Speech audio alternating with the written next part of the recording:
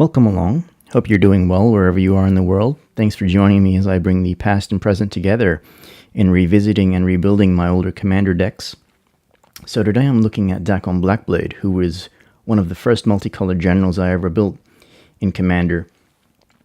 For those of us who are old enough to remember the 90s, there was a Magic the Gathering comic book series in which Dakkon was the main hero.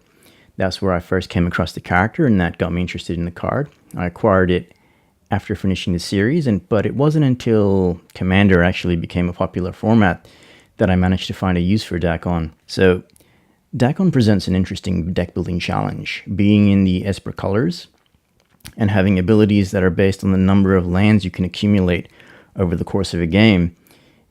It was difficult to get him on the board in the early days, particularly with the lack of green in his identity and the sparsity of mana fixing and ramping back in the early days of the format.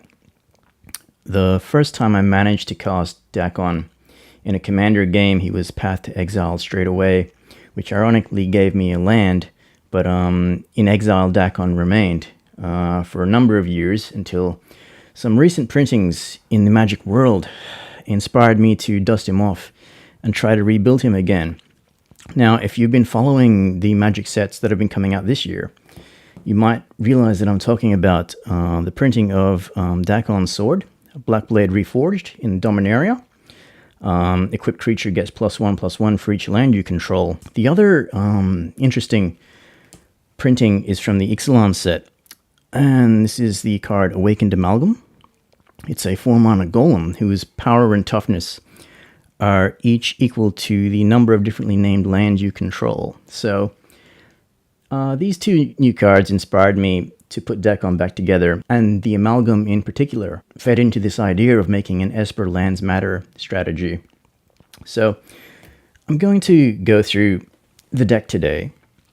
I normally don't talk about the land base in my Magic decks, but I feel it's important in this regard, given that it feeds so much into the strategy. So I'm only going to go through the non-basic lands.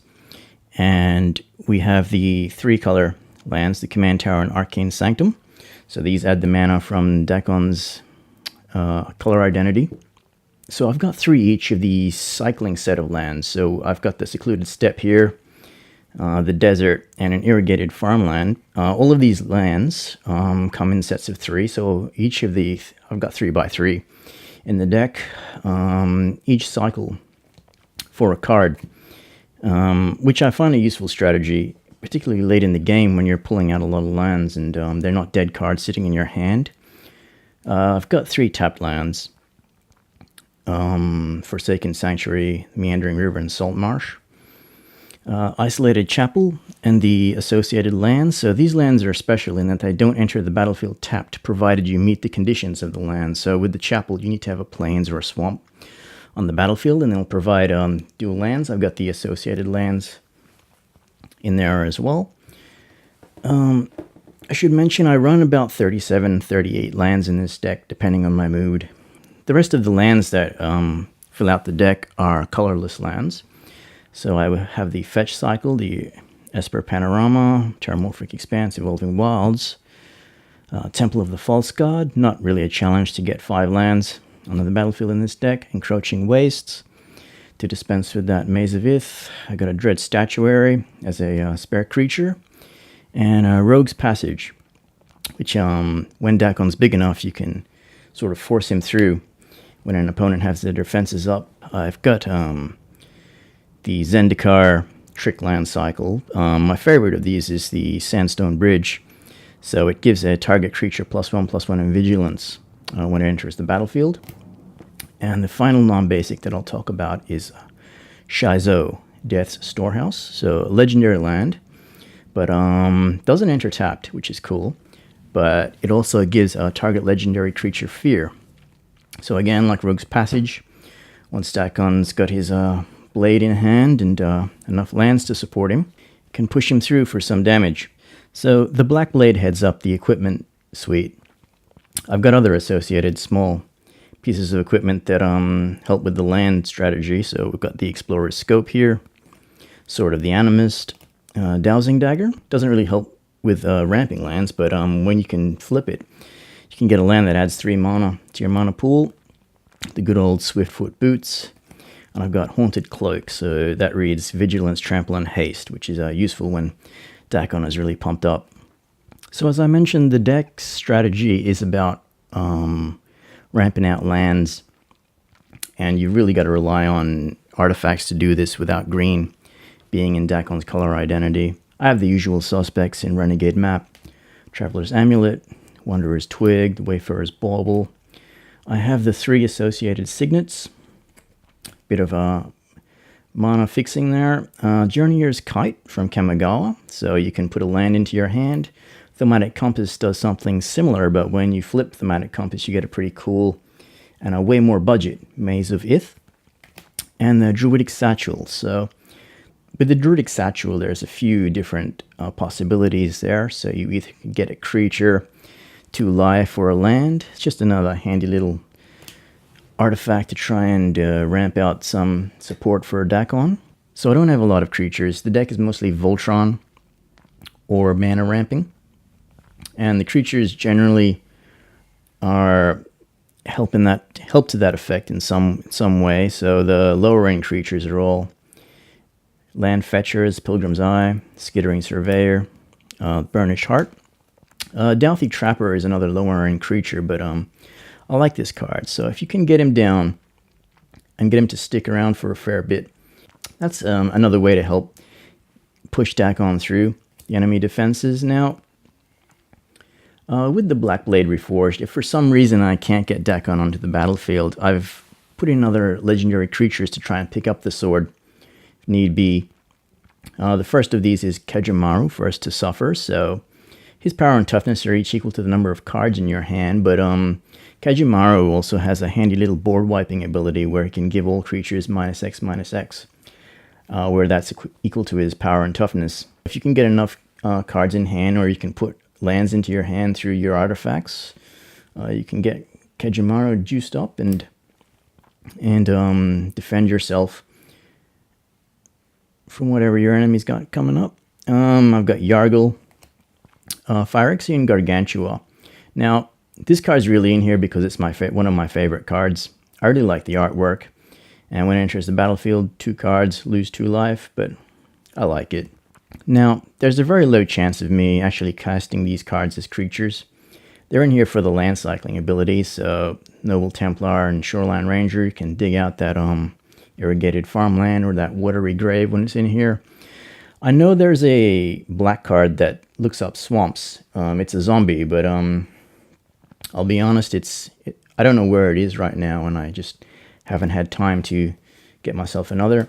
Only 2 landfall creatures, so I've got the Wavewing Elemental, 3/4 flyer, that gets +2/+2 when a land drops. And the Gouldraz Overseer, I like her, another flyer, but if you put a swamp in play, your creatures get +2 until end of turn.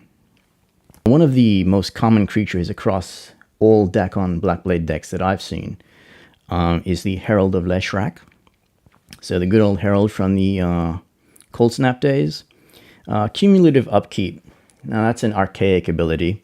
When it came along, I remember those of us who weren't as mathematically inclined tended to avoid cards with that mechanic. But Herald was one of the cards that had a pretty good cumulative upkeep effect. So that effect is you gain control of a land you don't control.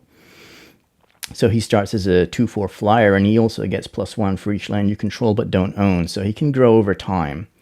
But it's also a card that can generate a lot of hate, since you're basically stealing your opponent's lands, which is why it's probably wise to target one rather than multiple people. And the last creature is Torgar. His main ability of making a target player's life total become half their starting life total. Sometimes relevant, sometimes not, but mostly he's just a 7/6er who can pick up the Blackblade when needed. So there's no mystery about what you're trying to do with this deck. You're really trying to ramp out as many lands as possible to get Dakkon's power up there, and then try and get him through and win through commander damage. So there are some Voltron or single target related cards which are aimed for Dakkon to try and keep him on the battlefield for as long as possible. We've got Emerge Unscathed, Sheltering Light. Shadow Rift is it's another old card that I really like. Target creature gains Shadow until end of turn. It also draws a card, so that's pretty handy. Crypsis. Now, not a lot of decks play Crypsis. I don't generally play Crypsis, but I had this card lying around, and I thought I'd try it out in the Dakkon deck. So it's an instant. Target creature you control gains protection from creatures your opponents control, and you can untap that creature. So if you've attacked with Dakkon and your opponent sees an opening, you can, and they send in their commander, you could potentially untap Dakkon and swallow it up as a surprise. Essence Harvest. This is kind of here if I can bring somebody in range, why not? Trader's Clutch, which is another shadow card, and you get 2 bites at the cherry, and its flashback cost is actually less than its casting cost. In terms of removal, there's not a lot. I've just got Disenchant, it's the usual one, Mortify, destroy target creature or enchantment, Angelic Purge, and Blessed Light. I don't tend to play a lot of board wipe in Commander in general. But I've got a few Mass Effect cards in here, and these are really designed around stopping your opponents from going wide, and you're really getting Dakkon's toughness up there, so he's generally not going to be too affected. We've got Infest, Languish, the Rising Miasma, Rags, Riches. This is a pretty handy spell as well if you can get the 7 mana. Famine, 3 damage to each creature and each player, and Ichor Explosion. Now, yes, Ichor Explosion is a bad card. You have to sacrifice a creature to get that effect going, but so when you're in a real jam, you could potentially buy yourself some more time by sacrificing Dakkon Blackblade. So I've got 2 cards that are designed to try and get out Blackblade Reforged. So we got the Steel Shaper's Gift, Open the Armory. Valorous Stance is a good utility card. Target creature gains indestructible, or you can destroy a creature with high toughness. Grim Discovery to bring a creature back. Resourceful Return does the same. Merciless Resolve. I saw potential of this card in this deck, and I thought, well, why not try it? Whir of Invention. Now, I like this card, mostly because it's an instant, so you can play it on your opponent's turn to shock them.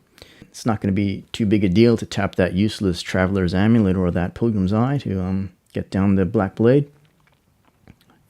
Dromar's Charm is the usual Esper utility.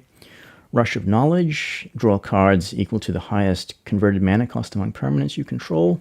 2 land cycling spells. Again, like the creatures, I generally don't play these as cards. They're really in here for the land cycling, so Traumatic Visions and Absorb Vis. Although with Absorb Vis, it's always nice to get somebody in range, and then they wonder how you're going to get that last 4 damage through. And 4 enchantments finally round out the deck, so IR Ruin Expedition, Landfall Enchantment, just 2 on theme not to put in here. Dragon Shadow, another shadow-based card, although shadow in title only, so it reads enchanted creature gets +1 and has fear. What I like about Dragon Shadow, though, is that if it's in your graveyard and a creature with converted mana cost 6 or higher comes down, you can return it from your graveyard, enchanting that creature. Traveler's Cloak, another unblockable effect with a cantrip. And Profane Procession is a card I thought I'd try in this deck. It's quite an asking price. 3 mana to play it, but 5 mana to activate its effect. You can exile 3 creatures and put them back into play under your control.